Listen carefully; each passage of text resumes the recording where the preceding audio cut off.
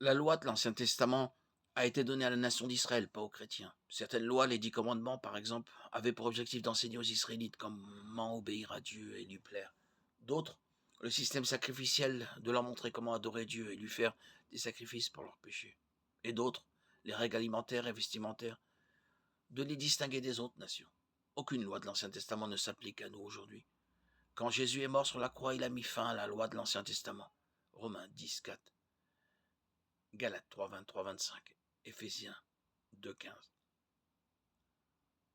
À la place de la loi de l'Ancien Testament, nous suivons la loi du Christ, qui dit « Tu aimeras le Seigneur ton Dieu de ton cœur, de ton âme et de toute ta pensée. Tu aimeras ton prochain comme toi-même. » Galates 6, 2, Matthieu 22, 37, 39. En obéissant à ces deux commandements, nous accomplirons tout ce que Christ veut de nous. De ces deux commandements dépendent toute la loi et les prophètes. Matthieu 22, 40.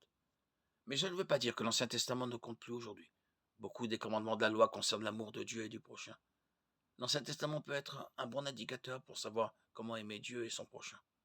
En même temps, il ne serait pas juste de dire que l'Ancien Testament s'applique pour les chrétiens aujourd'hui. L'Ancien Testament est un ensemble. Soit tout s'applique, soit rien ne s'applique. Si le Christ en a accompli une partie comme le système sacrificiel, il a tout accompli. L'amour envers Dieu consiste à respecter ses commandements. Et ces commandements ne sont pas pénibles. 1 Jean 5, 3. L'Ancien Testament est un ensemble. Jacques 2, 10.